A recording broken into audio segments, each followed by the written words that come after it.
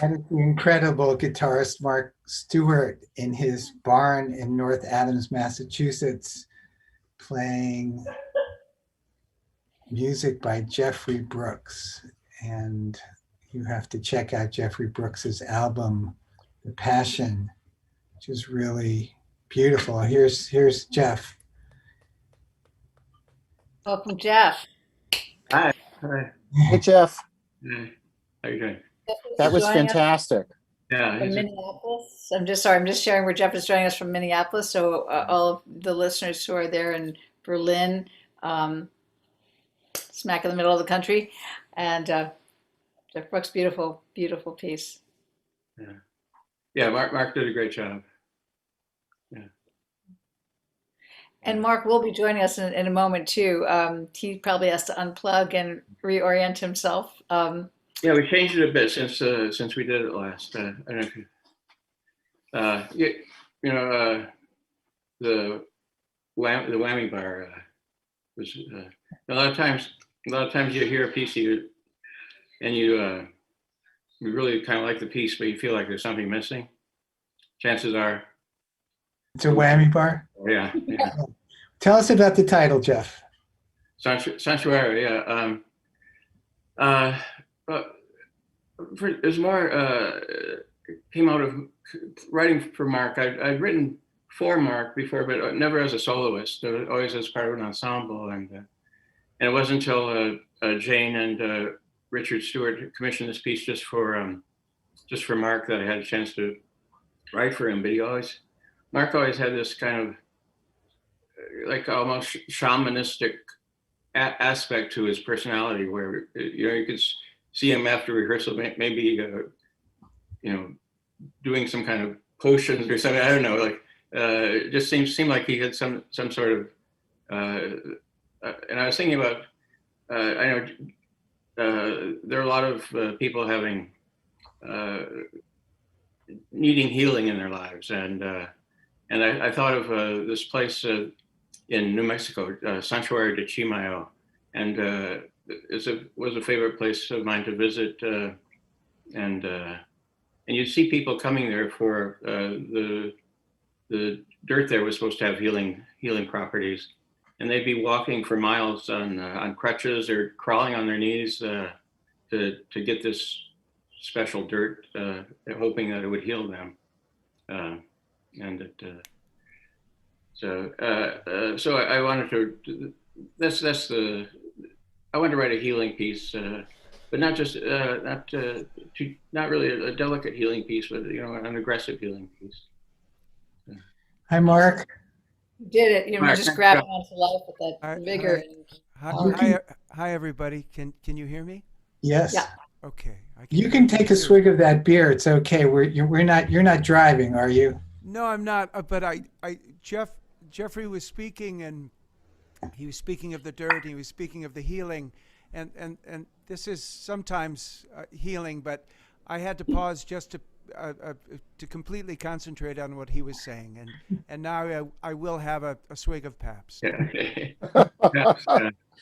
PBR and a whammy bar. Yeah, they go together. They go together. Hey, can I just say something that's completely unscripted, as all things are? Jeffrey, it was extraordinary to play your piece a second time, and it was a completely different experience than the first time. And I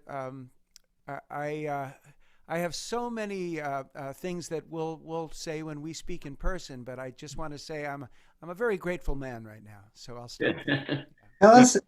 Tell us about that double neck guitar and how that works and how it works in this piece. The double neck guitar is, there have been double neck guitars or double neck instruments, I'm going to say back into antiquity. So the idea of having access to more than one tuning or more than one world under one's hands is an old one, but this is a modern instrument that was, I think, Gibson brought it into the world. Well, there were all sorts of people who had done it custom, but then the company Gibson that was in Kalamazoo, Michigan at the time, came out with this double neck, and it was popularized by two great guitarists, John McLaughlin. Mahavishnu John McLaughlin, or I don't think he goes by that name anymore, but he's now just John McLaughlin. And then, of course, Jimmy Page. And so it was popularized. It was they took advantage of a very beautiful idea, which was that under your hands you had these two completely different colors. And I'm just gonna go on the record saying Jeffrey has taken it to a whole new place, because not only did he say we have two different colors, he said we have two different worlds, but he combined them so that they became one world. The 12 string, he has in a scordatura tuning. Bach's fifth cello suite was in scordatura tuning. He tuned the A string down to a G. That's all you got to do to get a scordatura. Well, Jeffrey did a couple better than Bach. He changed a couple more strings. Well, I won't say better, but he wanted to change more strings. And then not only did he do that, but then he said capo at the 10th fret. He had a very idea of a beautiful pitch set that would not only be resonant, but that would be accessed in an active way throughout the piece. And I had not anticipated that. That took me completely by surprise. And of course, I was utterly delighted and said, hey, if I ever have any time off during the piece, which is not a lot, can I just make that thing ring every once in a while? And he said, well, of course you can, you know. And so what you're hearing is this lovely. Listen, we throw around the word new all the time, but I'm gonna throw it out there big time right now. Yeah, I mean, this is beautifully new and also at the same time beautifully old, and maybe that's why it rings so beautifully. Jeff, I know you're a trombone player, but didn't you also play guitar growing up, or? I might have, yeah. Did I hear some great story about like a Woolworth guitar kit or something that you? Montgomery Ward's, yeah. Yeah, Montgomery Ward guitar kit. Mm-hmm. Yeah, it's You still have that guitar, or? Yeah, I do. Yeah, it's a hollow-bodied, flame red, triple pickup. So. Great. I got to see that guitar. Yeah, Mark is saying all this about the two-neck guitar.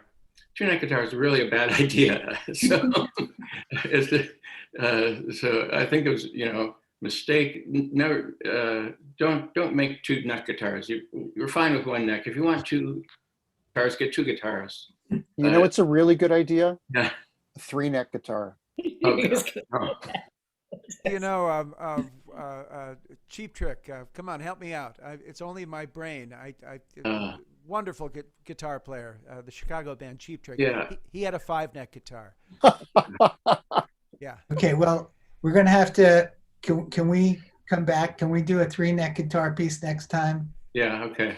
I just want to say one thing before we get out of this, because I really love this piece. And one of the things that's so great about it is that as it starts kicking towards the end, I noticed that, Mark, you started smiling more. Well, so I really felt the fact that, as the piece gets energy, it's like it got from you, Jeff, to Mark and to us. And it was really beautiful. Thanks, David. I know when you're talking about, David, and I couldn't help myself. I was so grateful in the chair I was sitting in, and it came out my face. It came out my smile. Yeah, I was smiling too.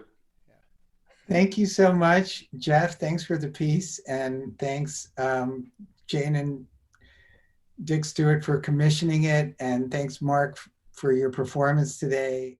And hope to see you both soon. Thanks, Mark. Yeah. You rock.